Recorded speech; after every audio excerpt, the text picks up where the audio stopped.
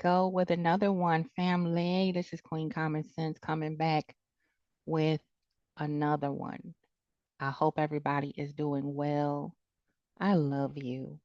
And thank you to everyone who stopped through, sent prayers, gave me a love offering. I'm working hard over here on my side hustle to keep the tribe together. Um, Still at 50-ish%. Lungs are still not quite back right, but I'm still fighting. And I thank you so much for the love and the support. So if you want to bless the channel, you already know the cash out. Queen Common Sense. That's Queen with a W, 1971. And we're gonna get right into it because NitWit Nell is on my last nerve. Okay. Um, this triggered me in particular because um as an older woman now, I try to do my very best to um be sweet as possible to my younger sisters.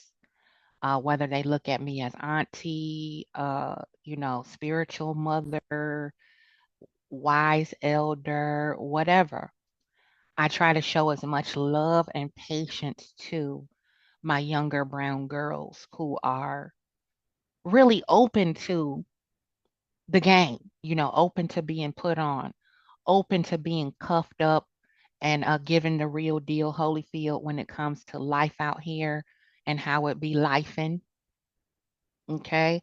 The challenges that we face equally, just with a different twist nowadays, because I'm a Gen Xer, and we are a don't give up type of generation.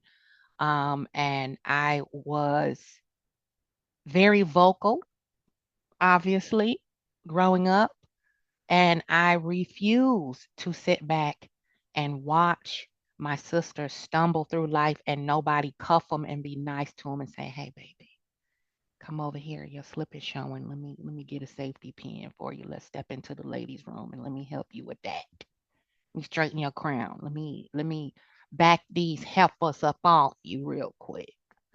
Um, Nell is that older church lady who will sit back and watch the mothers of the church gang up on the younger woman who might be struggling a little bit with the proper protocol in the sanctuary, and then talk about said young sister like a dog versus bringing her under her wing and saying, "You might not be familiar to how it works in this denomination. So instead of having you trying to figure it out by yourself, you might be new to this environment, new to how certain protocol are and things like that. So let me walk with you through it." I see I didn't have that. And I use the church environment as example because the foundation of many Black women is Christianity in the church, Pentecostal, African Methodist, Episcopal, Baptist, Southern Baptist, Episcopal, you name it. The church ladies can be some mean rattlers, okay? Mean, mean, mean. And that filters over into our everyday life outside of church, outside of our spiritual walk, and it leaves traumatic scars. And Nell is a nitwit in the regard of mentorship, friendship, and how an elder should move when it comes to her younger counterparts. And a lot of older women are very threatened by, the bountifully expressive, explosive personalities of their younger, you know, legacies. I know my mama is. She's very threatened by my big, huge personality, my intellect. A lot of my aunties are because they're like, "Well, damn, why didn't I think about that? How come I didn't do that when I was growing up? How come I didn't stand up for myself a little bit more?" How come I didn't present that in that way when I was going through those struggles? So instead of going, wow, Nisi, I'm proud of you for standing up for yourself. I didn't have that type of courage, but I'm gleaning that courage from you as a younger person to help me kind of recarve my path into a little bit more self respect. See, a lot of older women think because they're older, their word is bond, and what they say is always right just because of their age or their longevity in whatever they're doing in community, in business, in whatever. I done made it now. I's married now. So you got to follow what I'm doing in order to get that stamp of approval and pat on the head as, accepted into the fold of Black women. You can sit next to me now because you are my protege. And it's not always the greatest advice, it's not always the greatest uh, input, and your opinion don't equal facts. You know, your feelings don't equal facts because the truth is the truth, reality is reality, and your over valuing yourself in certain situations just because you put a lot of time into listening to someone's problems, and inserting your own view through your lens about a particular issue doesn't mean that it was effective. It doesn't mean that it was useful. And it doesn't mean that it was accurate. A lot of older women like Nell cannot accept that because they are ego driven and emotionally driven. That's how they behave. They are reactionary versus wise. I'm just keeping it real. Okay. Like I said, I'm triggered. And, if I'm wrong, let me know in the comment section. But I'm getting ready to show you a few more NitWit clips with Nell. And then we're going to wrap it up in a nice little bow of how a wise person silently cuts off 5 types of people. Okay. We're going to do this togetherness and we're going to keep healing the nation. So this is NitWit Nell and her self-importance. Now her ego has been bruised. Okay. Because Melody clocked the hell in on this one. And I'm so very proud of her. And I'm proud of me too, because without knowing what I was doing as a young girl, a baby who had a baby, I was only 18 when I had my first. And I refused to take the lane of a shotgun wedding and be stuck with somebody that I didn't like and didn't really plan on marrying, and diluting my dreams and goals and aspirations just to save face for my mama and the church. Okay? So I was a rebellious heathen in the eyes of the elders, very young. And I get that militancy from some of my dad's side of the family and a lot of my aunts on my mom's side of the family. So here we go with the NitWit now. We're going to speed these up a little bit because it's a few of them. And then this other one is a little bit kind of lengthy too. So we're going to kind of get through this because I don't want to make it too long, but I'm going to preach today. Okay, I'm going to preach today. I hope y'all are okay. And if you like my preaching, huh, you know what to do. Okay, pretty please with sugar on top. Cause mama trying to give baby a brand new pair of shoes. I still have a kid in college. I'm not working because I'm sick. I'm for real sick. I drank a lot of lemon water this morning and a lot of ginger. So my voice is getting a little bit better. I'm still weak though. I'm still weak and I'm still fighting to get this germ out of me, yo. It's something called a holy baby.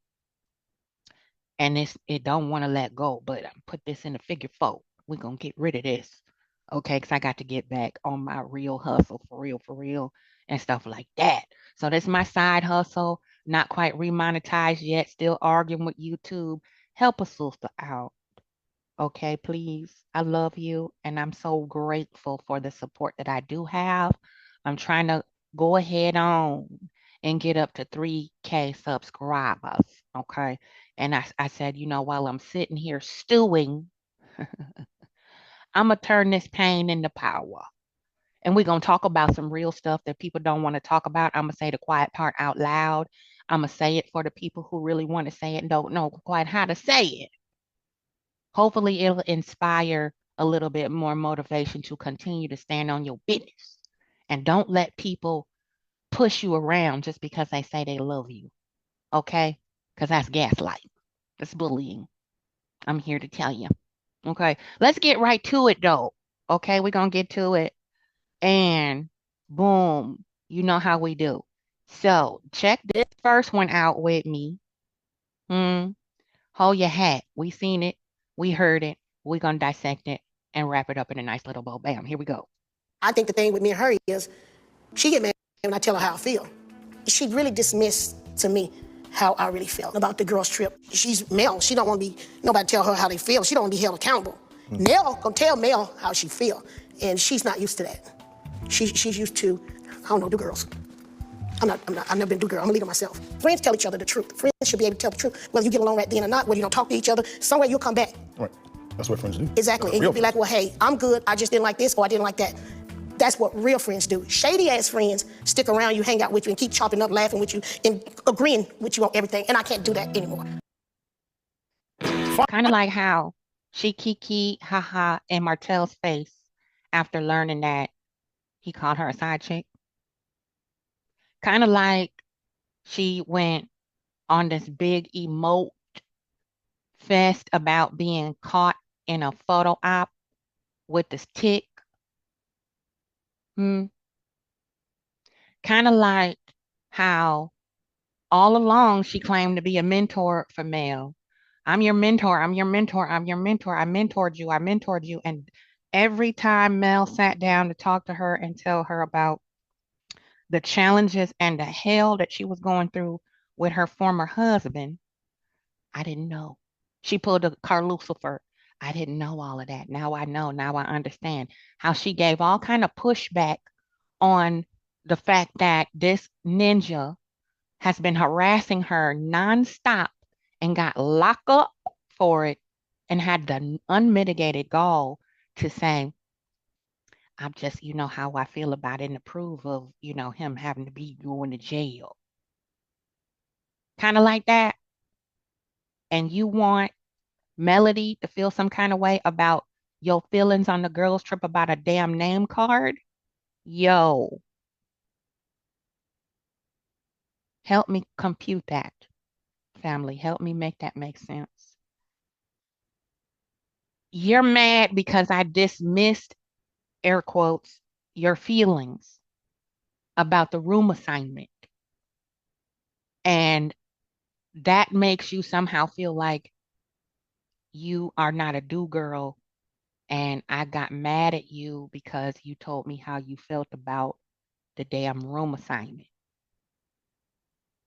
Versus Miss Mentor Know-It-All don't know that Martell is the monster that he is. Let's add that up and see if it makes sense, everybody.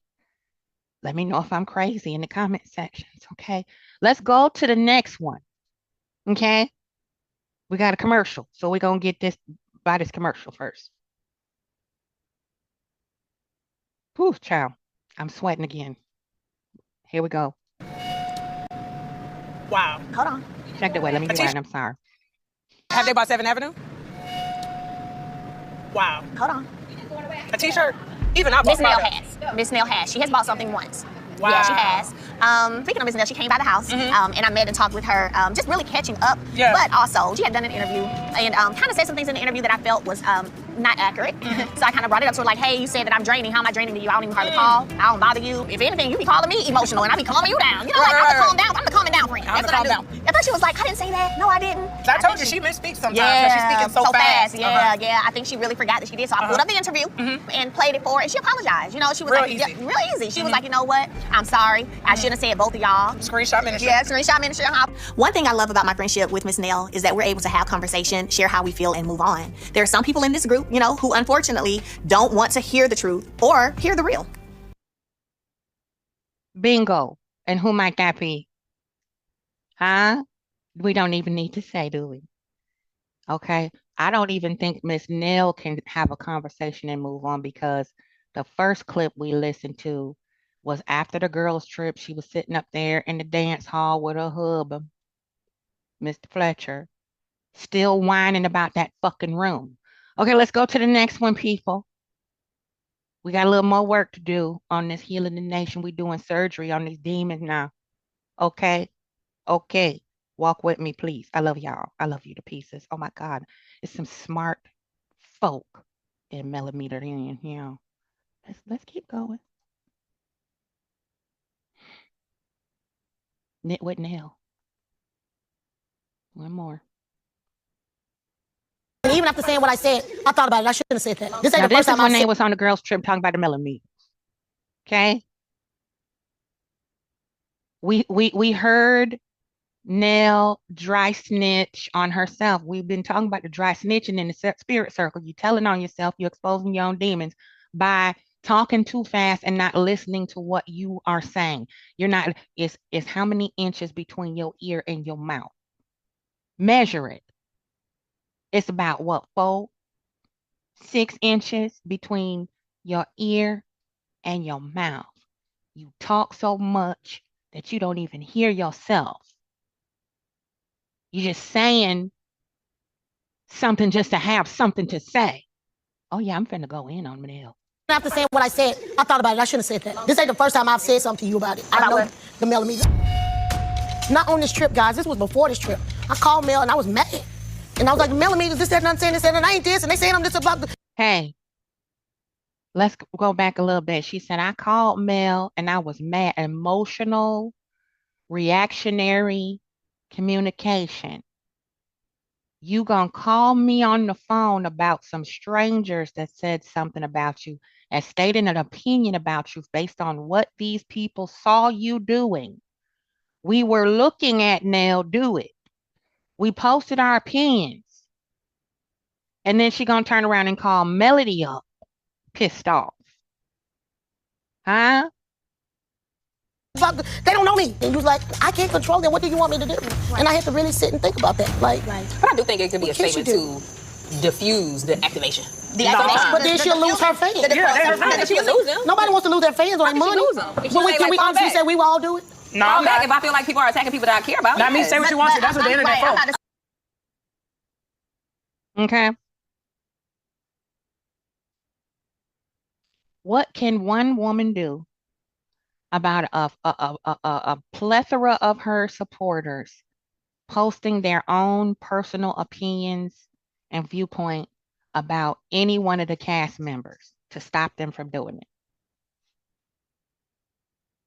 Even if Melody said, hey, y'all be nice, is that really gonna do anything? Hmm? Exactly. Okay, so we're gonna hop over here to a wise person silently cuts off these 5 types of people.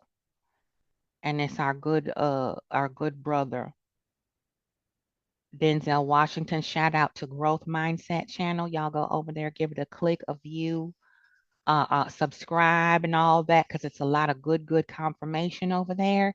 It's a lot of good eye-opening things, different viewpoint of how to grow beyond toxicity, okay, and understand who you're dealing with in your circles of friends, in your cipher, in your everyday life, because these people on this cast are real human beings who live everyday lives just like we do. And it's only 6 degrees of separation between a person like that and you. There's 5 acquaintances in between you and a Miss NitWit Nell, okay? Think about that. And that's why I used to tell my children, I still do. I tell them, check your circle. When things come up, check your circle. Hmm. Check it again. The older you get, the smaller it might get. Okay? And that's okay. So let's go. Let's hop into this here real quick. Growth Mindset channel. Shout out. Please, if you haven't already, click my like button and the subscribe button and share this video with your people. Comment. Tell me what you think. If you don't like it, you like it. Let's chat it up, baby. That's what I'm here for. This is my side hustle. Okay? I'm not, I've been feeling real jacked up. And I'm sitting here stressing myself out. I said, use your pain from power. And that's what I'm doing. So I'm just trying to keep the tribe together, do what I'm supposed to do in an honest, honorable, womanly fashion. Okay? So that's why I'm doing this. And I'm going to step up my game over here with the content creation, with the healing of the nation. Let's go. Open our eyes to possibilities we might never have seen on our own. They're like light in the darkness, guiding us toward our best selves. But then there are others, the ones who drag you down. They drain your energy, derail your progress, and try to pull you off the path you're meant to walk. And here's the truth. One of the wisest, strongest moves you'll ever make is learning when it's time to let those people go. You don't need drama. You don't need loud exits or explanations. No real strength lies in making that decision with quiet resolve. Cut them off, not out of anger, but to protect your peace, your purpose, and your progress. Know this, there are 5 types of people who deserve that silent goodbye if you're going to keep walking forward with strength, dignity, and clarity. Average house in America these days is about... My bad, y'all. Commercial popped up. Let's go get back. Negative people. Let's take a deep dive into the type of person who can quietly derail your journey, the negative one. We all know someone like this. Maybe it's a coworker, a so-called friend, or even a family member. They never seem to have a kind word, an uplifting thought, or a hopeful outlook. They see storm clouds and a clear blue sky and call it realism. But let me tell you something, there's a fine line between being realistic and being downright pessimistic. These folks, they've crossed it, planted their flag, and built a house there. And that's what Nell did. Because them hookhead people. The Fletchers ain't male folk. She planted her flag. She already had her flag planted. Because she said at that table on the girls' trip how fine Martell was. She want her some eye candy. And it's a subconscious get back at Fletcher because of his philandering, fornicating ways. Even though she took him back. I watched it growing up between my 2 parents, okay? I watched the facetiousness of my mama against my dad for her phantom issues. And I watched my father's health rapidly decline with stress being the catalyst to many of his ailments, up to and including cancer, okay, of which he kicked its ass 3 times, okay, a whole 87 years old, standing still on both feet, on business, okay? I watched this growing up, okay? I grew up with a NitWit Nell as a mama, right? And my siblings and I don't get along.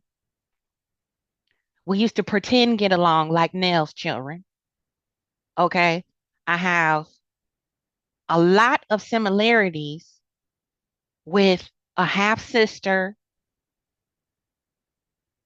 prior to my parents' marriage, who was born prior to my parents' marriage. Okay, and the siblings that are by the same parents between my parents, my mom and dad, we do not get a damn long. Okay? Because my older sister is like Destiny / Trisha, and my 2 older brothers, I'll tell you about that later. Let's go. A negative person will turn the smallest inconvenience into a full-blown catastrophe. They'll nitpick at your brightest dreams and boldest ideas, finding flaws where there aren't any. Now take a moment to think about what happens when you spend too much time in that kind of energy. Negativity isn't harmless. It's a poison. It seeps into your thoughts, into your spirit. Even if you start with all the confidence in the world, the constant drip of doubt and discouragement can wear you down. Over time, you start to second guess yourself. Maybe they're right, you think. Maybe I can't do this. Maybe my dreams are too big, too unrealistic.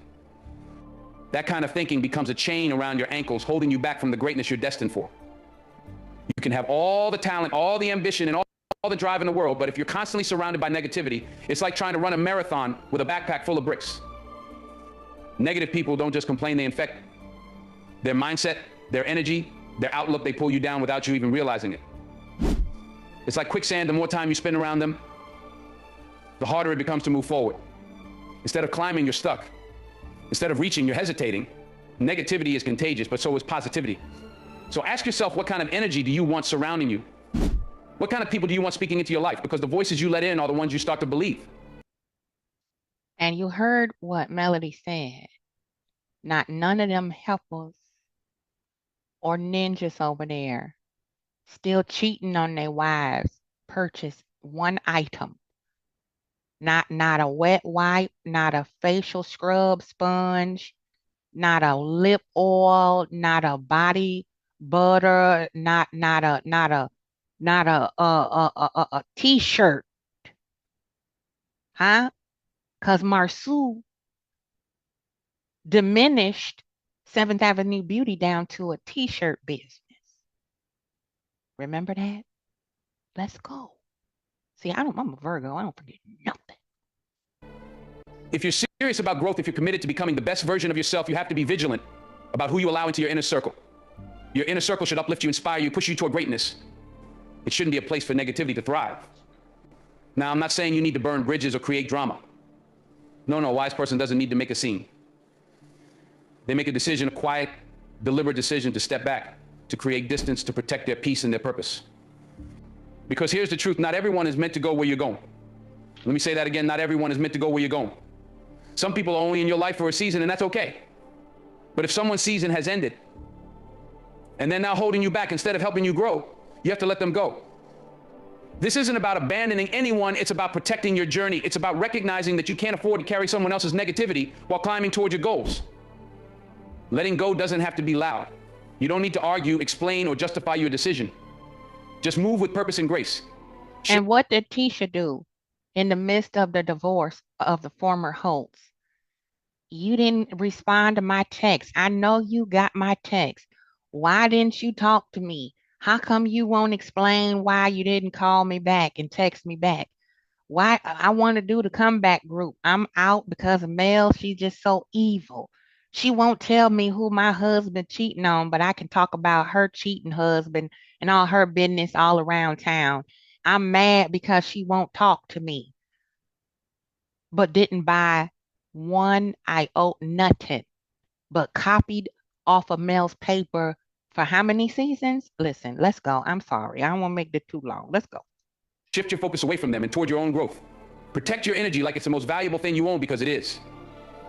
When you let go of negative people, you create space for positivity, for opportunity, for growth. You allow yourself to rise above the weight of their doubts and fears. And trust me, you'll start to notice a difference almost immediately. Your mind will feel clearer. I feel genuinely nervous to... My bad, y'all. Another commercial. Let's go. Can't hate on the game. Everybody trying to get paid. Your energy will feel lighter. And your confidence, it'll come roaring back because you're no longer carrying the baggage of someone else's pessimism. If you want to soar, you need to surround yourself with people who inspire you to fly. People who see your potential and encourage it. People who, even when they give you constructive criticism, do so with the intent to build you up, not tear you down. Negative people don't belong in that circle. They'll try to keep you grounded when you're meant to soar. They'll try to dim your light because they're afraid of your shine. But you can't let that happen.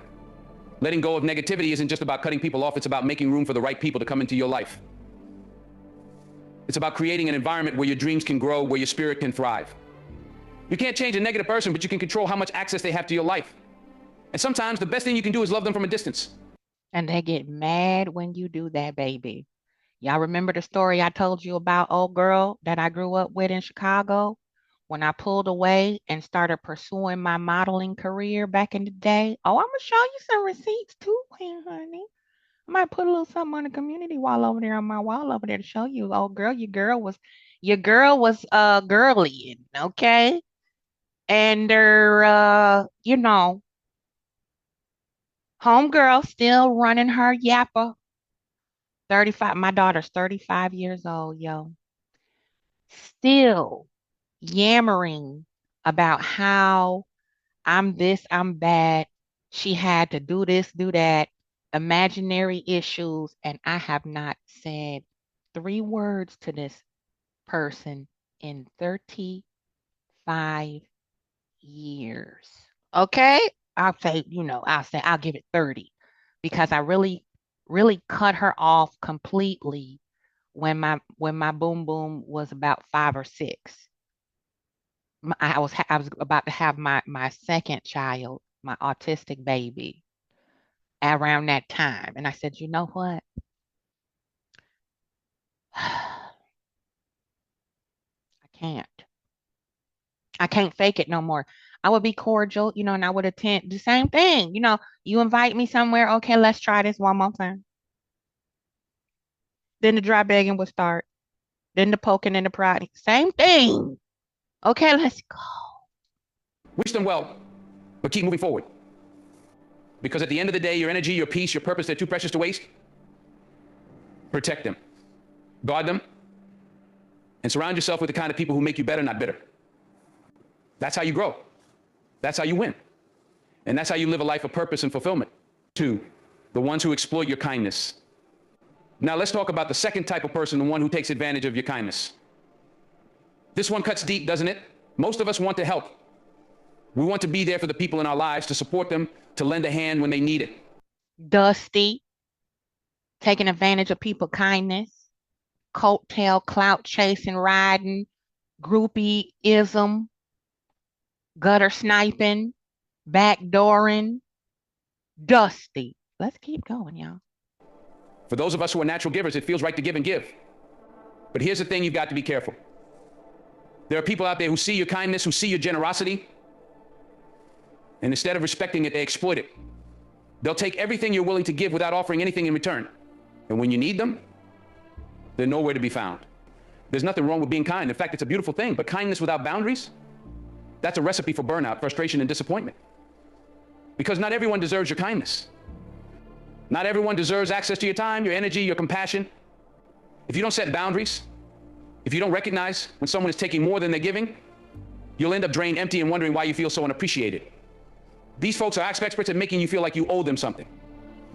They'll show up with their problems and lean on you heavily, taking up your time and energy. But when the tables turn, they're full of excuses. Wise people know better. They understand that real relationships are about mutual respect, about give and take. That's why sometimes you have to let these people go, not in anger, not with resentment, but with a calm understanding that you deserve better. When you let go of people who exploit your kindness, you make room for those who truly appreciate and value you. And that's a powerful thing. Because when you surround yourself with people who respect your kindness, you find yourself feeling stronger, more appreciated, more whole. Cutting off those who take advantage of you is about protecting your peace, your purpose, your journey. It's about understanding that you cannot grow if you're always weighed down by others' negativity or drained by their constant demands. A wise person makes these decisions silently and without drama because they know they have a responsibility to themselves to protect their path. It's not easy, it never is. Letting go of someone you've cared for is hard, but wisdom is understanding that not everyone is meant to come with you to the next level. It doesn't make you cold. It doesn't make you selfish. It makes you wise. It makes you someone who understands that your time, your energy, your peace, they're valuable. And you have every right to protect them. When you cut off the people who don't respect you, who don't appreciate you, you send a powerful message to yourself and to the world. You're saying, I know my worth, I know what I bring to the table, and I won't let anyone take that for granted. That's not arrogance, that's self-respect. And when you carry yourself with quiet confidence, with an unshakable sense of worth, you start attracting people who see it, who respect it, and who are willing to give as much as they take. Real relationships lift you up. They support your growth, your happiness, your purpose. And that's why it's so important to protect your peace. A wise person knows when to walk away, when to let go, when to protect their spirit. Because at the end of the day, your journey is yours. You have every right to guard it, to keep moving forward with a clear mind and a strong heart. That, my friends, is the power of silent wisdom. 3, Now, if Mel was so cold-hearted, why would she invite all these problematic people to St. Thomas in the middle of paradise and be open to ironing out anything that need to be ironed out? And you see what Dusty did. You see what Tag Along Trish did. You see what Tinkerbell Tisha did. Even Captain Kimmy pulled the ratchetry all the way out from the bottom of her empty soul to try to create some type of yet another phantom issue with Mel, the millimeters. Kimmy, you need to try to figure out that timeline where your husband was coming from in the middle of the day to get a DUI and wrap that damn car around a fucking pole, and he could have unalived himself and everybody in the wake of his path. So let's keep going, okay? the ones who don't respect you. Let's talk about the third type of person, the one who doesn't respect you. Respect isn't just about politeness or civility. It's about recognizing your worth, valuing your ideas, your dreams, your boundaries. People who don't respect you will belittle you. They'll treat your opinions as insignificant, your boundaries as optional. And that's not okay. You have to recognize that respect is non-negotiable. When someone doesn't respect you, you have every right to step back, to protect your energy, to demand better. Respect isn't a favor, it's the foundation of any relationship. Without it, nothing else matters. In life, you'll encounter all kinds of people. Some will lift you up, others will pull you down. The key is knowing the difference and having the strength to choose wisely. Protect your peace. Protect your energy. Protect your journey. Because it's yours, and no one else has the right to take it from you. Let me tell you something about people who don't respect you. They will undermine you. They'll try to make you feel small, as if your thoughts, dreams, and ambitions don't matter. They'll box you in, and the longer you allow it, the harder it becomes to break free. Disrespect is loud or obvious. Sometimes, it's in the subtle things, a dismissive gesture, a small comment meant to chip away at your confidence. At first, you might brush it off, thinking you can handle it. But let me tell you this, disrespect is like a seed. If you let it take root, it grows, it wears you down little by little, until one day you look in the mirror and barely recognize the person staring back at you. A wise person understands one thing: respect is non-negotiable. You can't beg for it. You can't hope someone will suddenly wake up and start giving it to you. Respect has to be mutual. And if it's not there from the start, that person has no place in your life. When you make the decision silently and powerfully to walk away from someone who disrespects you, you're not just leaving them behind. You're making a declaration: I know my worth. I deserve better. You're standing up for yourself in a world that often tells you to sit down, to be quiet, to tolerate what isn't right. And here's the truth: you don't owe anyone an explanation for valuing yourself. Respect isn't something you should have to fight for. It's either present. So how much did it cost to fill your tank? My bad, y'all.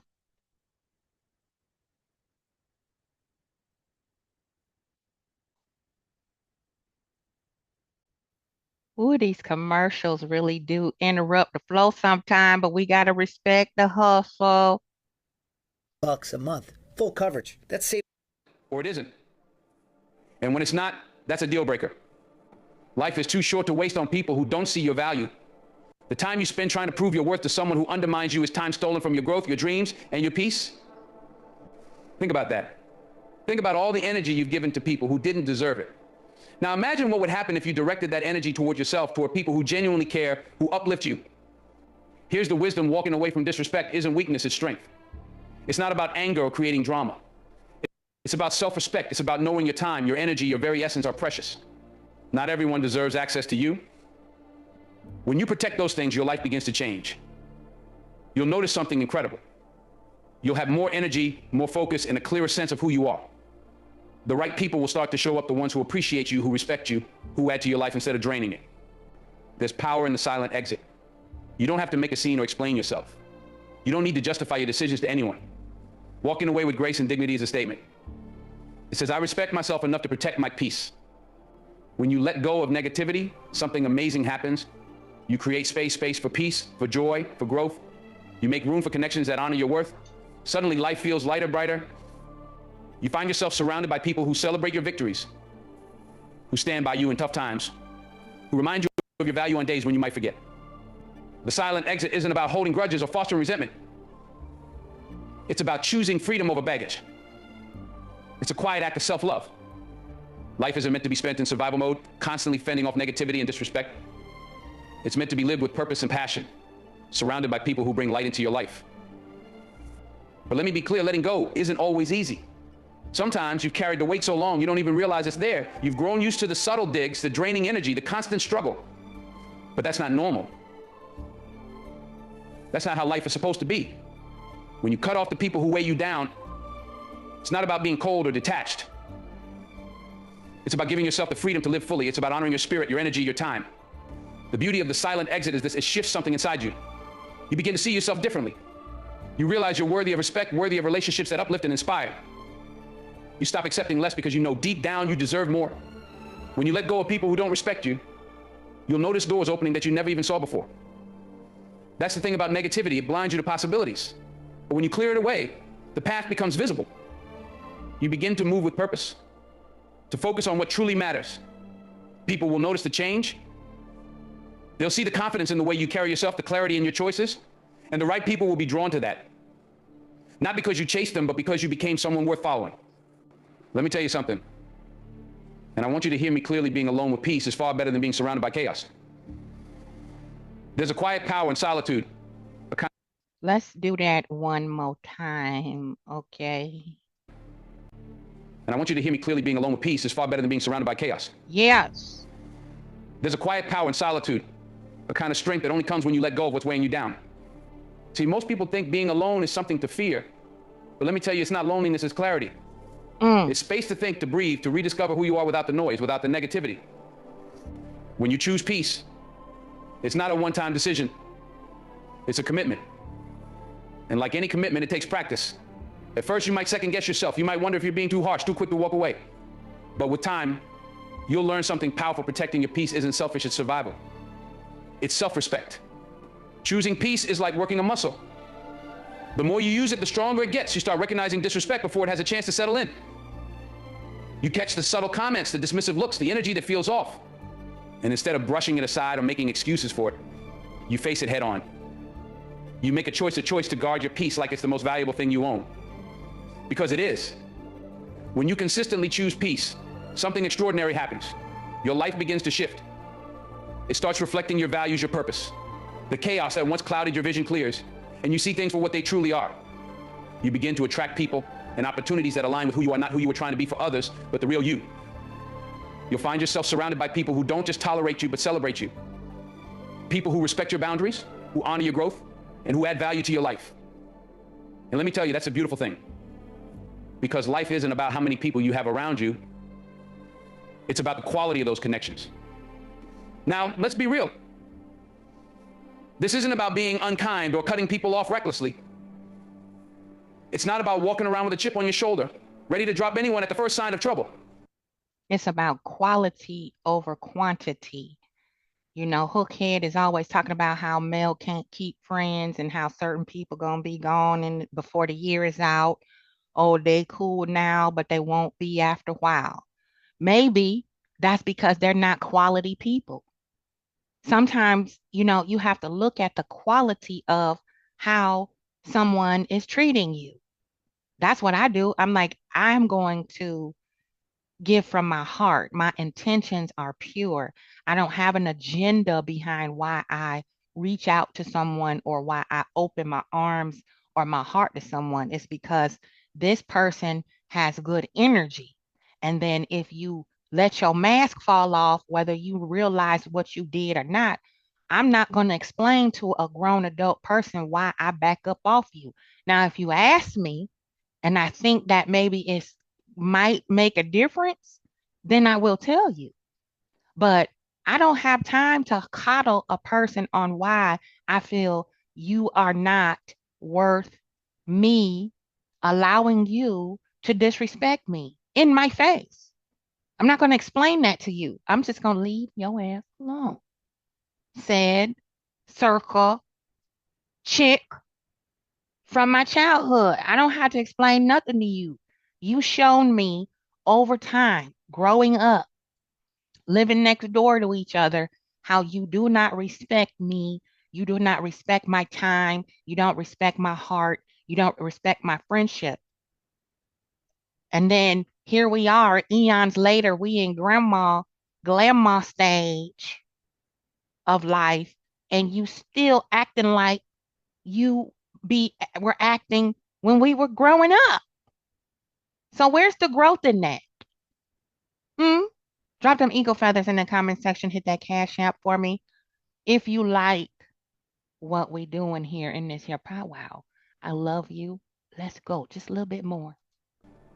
No, this is about discernment, about knowing the difference between someone who challenges you to grow and someone who drains your energy.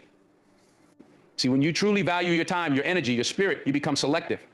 You realize that not everyone deserves access to you. That doesn't make you cold, it makes you wise. It's not about rejecting people, it's about choosing yourself, your peace, your purpose over the chaos someone else might bring into your life. And here's the kicker, you only get one shot at this life, just one. You don't get a do-over, so why would you waste it carrying other people's baggage? Why would you spend it weighed down by disrespect, negativity, or chaos? That's not living, that's surviving. You were made for more than that. You were made to thrive, to live a life filled with purpose and passion. But to do that, you have to make some hard choices. You have to let go of the people, the habits, the environments that don't serve you. And sometimes that means standing alone for a while.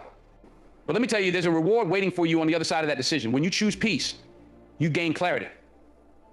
You gain focus. You gain freedom. You stop living your life according to other people's expectations and start living it for yourself.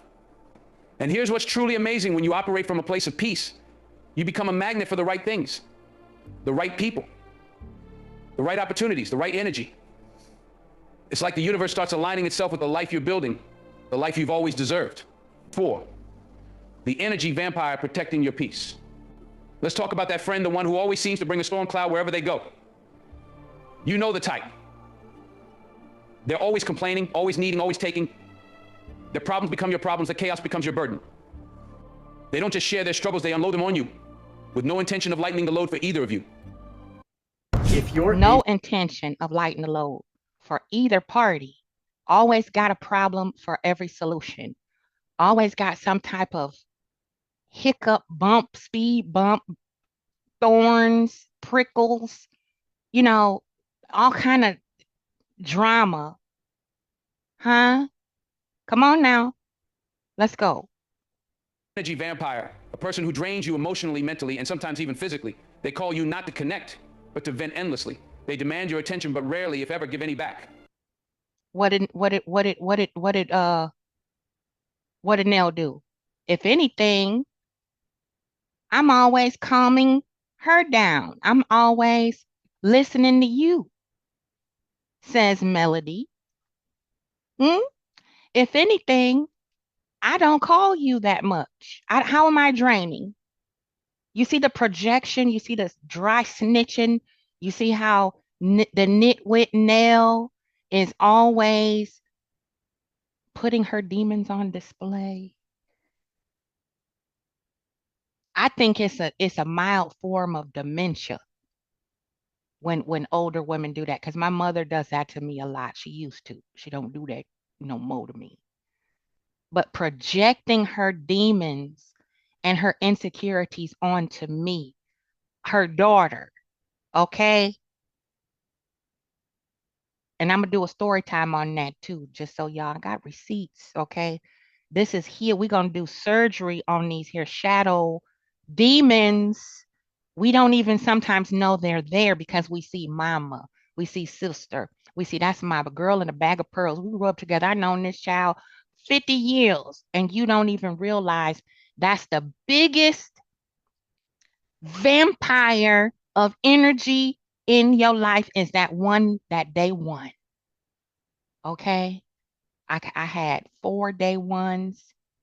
I got 1 now. Okay? Let's go. They seek emotional support without offering any in return.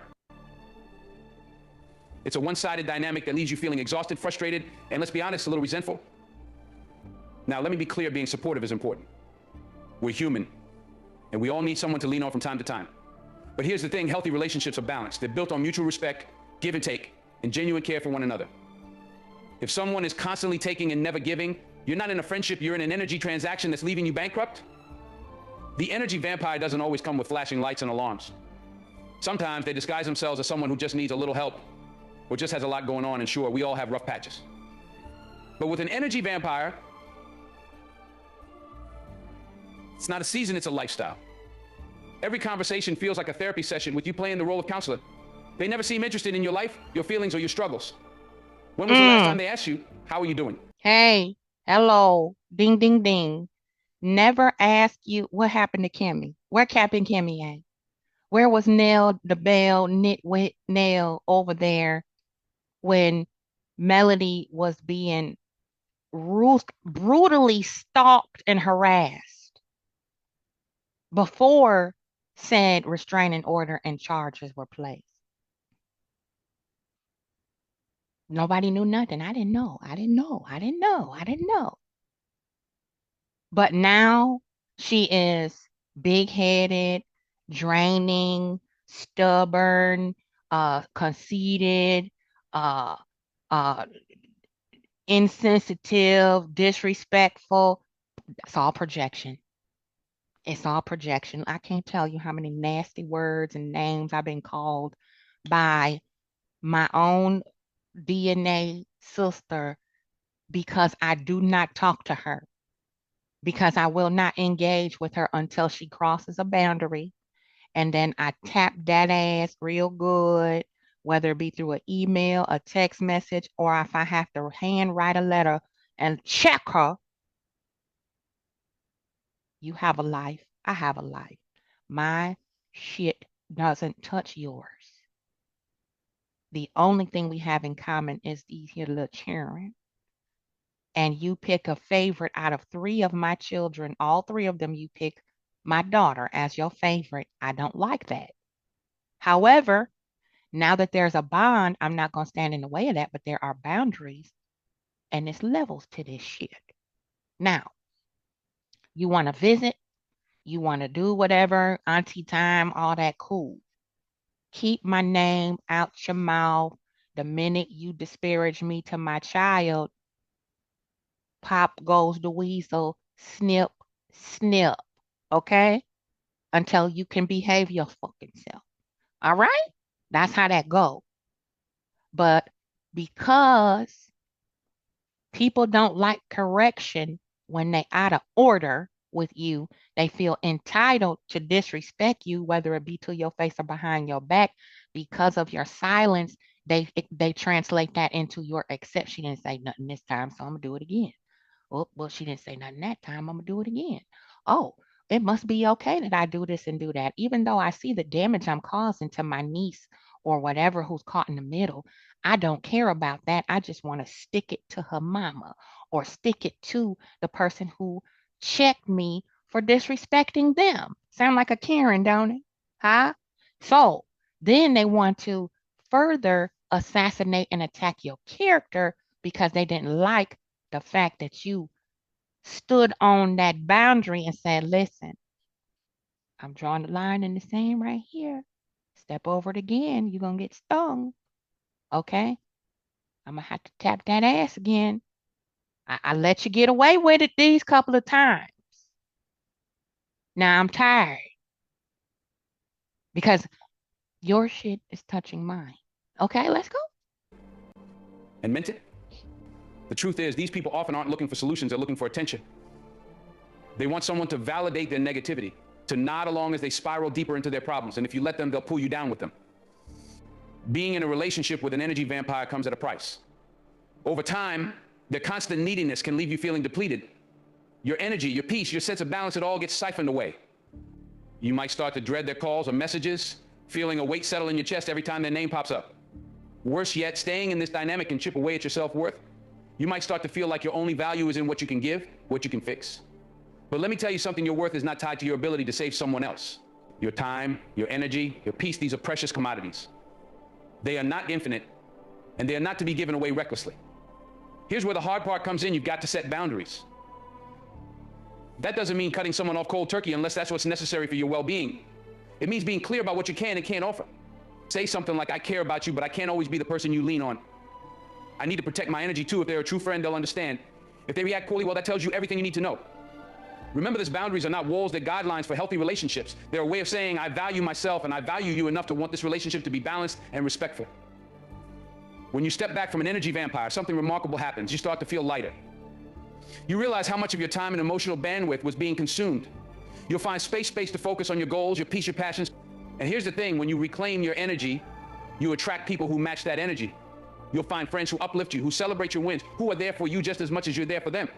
Saying no to someone who drains you isn't selfish, it's self-care. It's a declaration that your well-being matters, that your energy is worth protecting. And it's not about abandoning someone in need. It's about recognizing that you can't pour from an empty cup.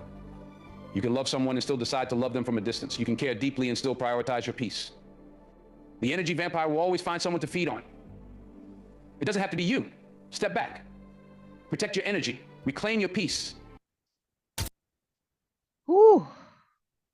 Tell me this ain't a sermon now. Okay? Tell me this not a sermon. This is the word. We having a powwow on today. And this is just wrapping it up in a nice little bowl. Let's go. Because when you do, you'll find yourself surrounded by people who bring light into your life, not darkness.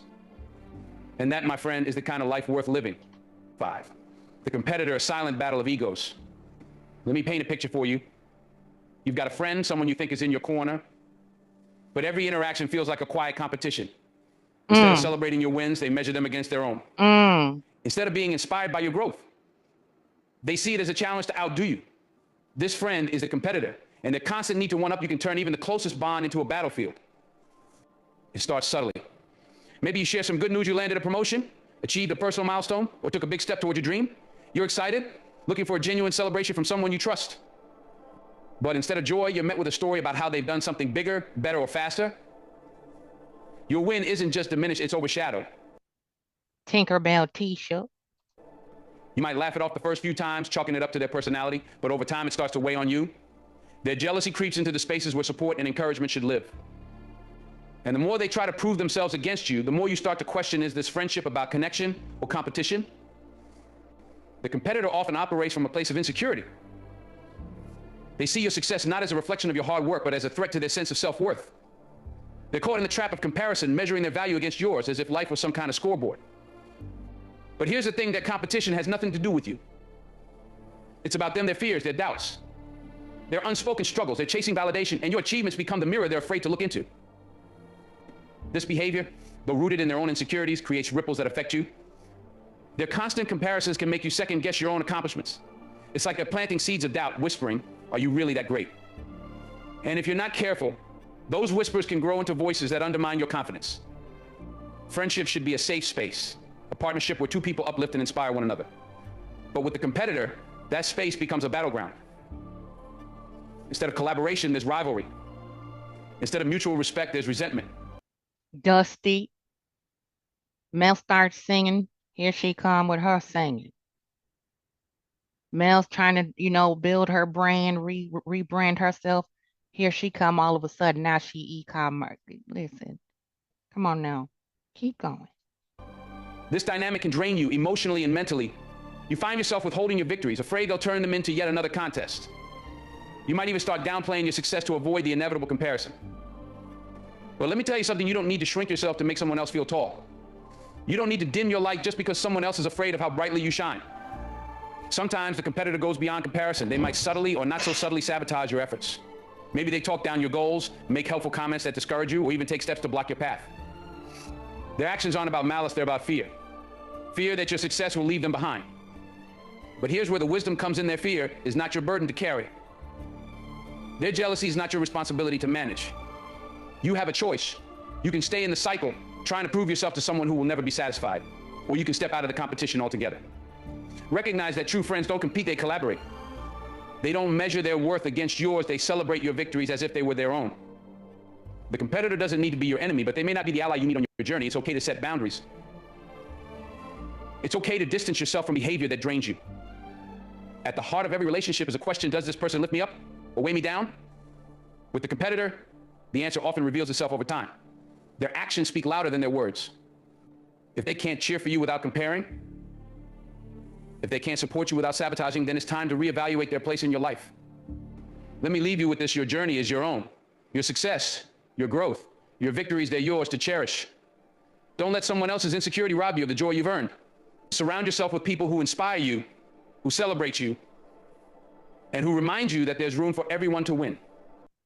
And I'm going to leave it right there with the ladies who came, her male single friends on the girls' trip, and all the rest of them chicken-headed birds had an emotional bleed all over the mansion up there.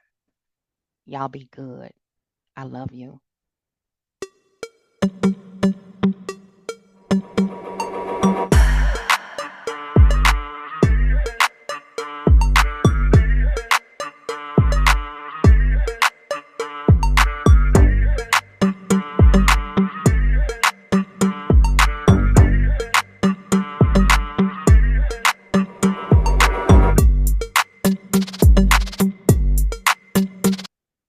Hit that Cash App, y'all. Like, subscribe, share. It's powwow season. This is fall, the harvest. We reaping. Let's go. And I'm out.